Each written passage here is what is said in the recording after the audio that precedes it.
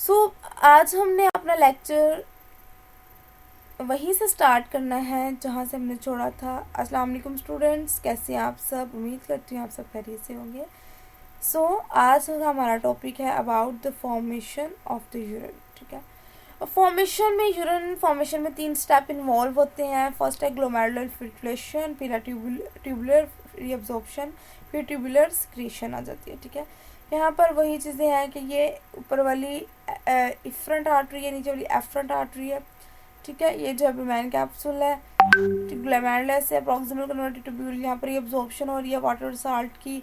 Most of the reabsorption यहाँ हो जाती है, फिर यहाँ पर होती है डिस्टल कन्वर्टेड ट्यूब्यूल में और फिर कलेक्टिंग डक्ट में आ जाती है। ठीक है, सो नेक्स्ट है ये इसका ये एक स्ट्रक्चर दिया हुआ है कि प्रॉक्सिमल कन्वर्टेड ट्यूब्यूल क्या करती है, ये रीअब्सॉर्ब करती है आयन को, वाटर को एंड न्यूट्रिएंट। सबसे पहले यहाँ से स्टार्ट होता है। वो कह रहे हैं जो ग्लोमेरुलर है वो फिल्टर करता है small solute from the blood में से छोटे छोटे सोल्यूट पार्टिकल उनको फिल्टर करवाता है। फिर क्या करता है वो असेंडिंग लूप ऑफ हेनले है, वो क्या करता है वो रीअब्सॉर्ब करवाता है सोडियम एंड क्लोराइन को या क्लोरीन को from the filtrate into the intestinal fluid.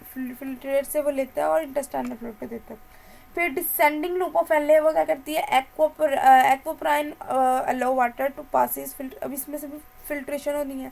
जो डिस्टल कन्वर्टेड ट्यूब्यूल है वो सेलेक्टिवली सिक्रीट करती है एंड अब्सॉर्ब करती है डिफरेंट आयंस को to maintain blood pH and electrolyte balance. जो कलेक्टिंग डक्ट है वो क्या करती है अब्सॉर्ब करती है सॉल्यूट को एंड वाटर को फ्रॉम द फिल्ट्रेट। फिर उसके बाद आती है फिल्ट्रेशन का काम होता कैसे एक्चुअल में। अब वो कह रहे हैं जो ग्लोमेरुलर फिल्ट्रेशन है वो प्रेशर फिल्ट्रेशन होती है जो कि रीनल कैप्सूल के अंडर होती है। जो वो कह रहे हैं कि यहाँ पर कि जो प्रेशर है ना comes from the body pressure and is known as hydrostatic pressure. इसको हाइड्रोस्टैटिक प्रेशर भी बोलते हैं। वो कह रहे हैं due to such high pressure small water and solute molecule are filtered out. वो मॉलिक्यूल जो स्मॉल सोल्यूट मॉलिक्यूल है वो फिल्टर आउट हो जाते हैं ग्लोमेरुलस कैपिलरीज से और कलेक्टेड कहाँ होते हैं बुमेन्स कैप्सूल के अंदर। ठीक है, लार्जर मॉलिक्यूल जो होते हैं यानी कि प्रोटीन हो गया as well as blood cell and platelets are left behind in the blood. ठीक है, जो फिल्टर्ड फ्लूइड होते हैं रीनल कैप्सूल के अंदर इज कॉल्ड ग्लोमेरुलर फिल्ट्रेट। ठीक है, it has chemically composition similar to that blood plasma. ठीक हो गया। इसकी इतनी ज़्यादा एक्सप्लेनेशन इसलिए नहीं दी जा रही क्योंकि ये लेक्चर मोस्टली बीएस के स्टूडेंट्स के लिए है। क्यों? क्योंकि उनके ऑलमोस्ट कंसेप्ट क्लियर है। अगर ये video 7, 8, 9, 10 first year second year के लिए होती तो मज़ीद डिटेल में होती। ठीक है, अगर आप लोग मज़ीद डिटेल में वीडियो देखना चाहते हैं तो आप कमेंट सेक्शन में बताएं, उस पर भी काम किया जाएगा। ठीक है, एब्जॉर्प्शन का क्या काम है इसमें कि जो भी प्रोसेस है ना जिसके ज़रिए सब्सटेंसेस जो है वो फिल्टर आउट हो रहे हैं ब्लड से, अनफिल्ट्रेशन आर अब्जॉर्ब, जो अनफिल्ट्रेशन है वो अब्जॉर्ब हो रही है। ठीक है, वो प्रोसेस है रीअब्जॉर्प्शन का कि रीअब्जॉर्प्शन जो है वो अब फिल्टर होगा, फिल्टर होने के बाद जो भी न्यूट्रिएंट्स चाहिए बॉडी को वो फिर रीअब्जॉर्ब होंगे। फिर कह रहे हैं यही सब्सटेंसेस जो है including glucose, amino acid, vitamin, inorganic salt and some water as only certain substances are reabsorb. जैसे कि हम कह रहे हैं कि कुछ ही सब्सटेंसेस रीअब्जॉर्ब होती तो इनको हम बोलते हैं it is known as selective reabsorption. ठीक हो गया। फिर आ जाती है जी सिक्रीशन। 3 स्टेप थे ना, फिल्ट्रेशन, रीअब्जॉर्प्शन और सिक्रीशन। अब ये लास्ट स्टेप है सिक्रीशन का। सिक्रीशन में क्या होता है, ये एक ऐसा प्रोसेस है जिसके ज़रिए सर्टेन सब्सटेंसेस फॉर एग्जांपल वो करें अमोनियम हो गया, हाइड्रोजन आयन हो गया, ये सिक्रीट होते हैं mainly by the tubular epithelium cell of the loop of Henle. ठीक हो गया, into the lumen of the tubule.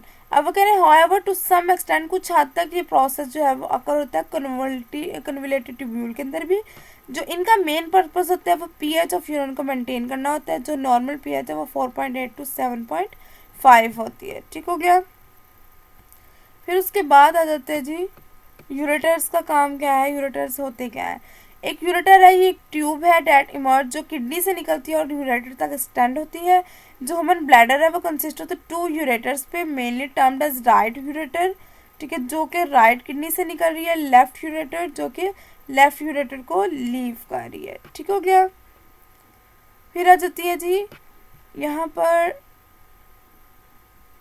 इसके फंक्शंस क्या है। ठीक है, अच्छा, वो कह रहे हैं एक pair of ureter each kidney जो कि यूरिनरी ब्लैडर को ज्वाइन करती है। यूरेटर क्या होते हैं, लीव करती है किडनी में हाइलम वाले पॉइंट से, ये हाइलम वाला पॉइंट है, वहाँ से किडनी को लीव करेगी।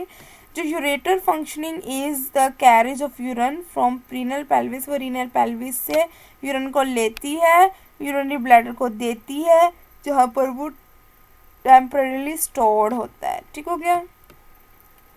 फिर नेक्स्ट चलते हैं यूरिनरी ब्लैडर पे। यूरिनरी ब्लैडर क्या होता है, ये एक मस्कुलर ऑर्गन है। अच्छा, आप देखें, यूरिनरी ब्लैडर प्रोड्यूस करवाता है किडनी, यूरिनरी ब्लैडर प्रोड्यूस कराता है इन द किडनी, यूरिन जो है वो प्रोड्यूस होता है किडनी के अंदर, सॉरी, और वो ट्रैवल होता है यूरेटर से यूरिनरी ब्लैडर की तरफ। ठीक है।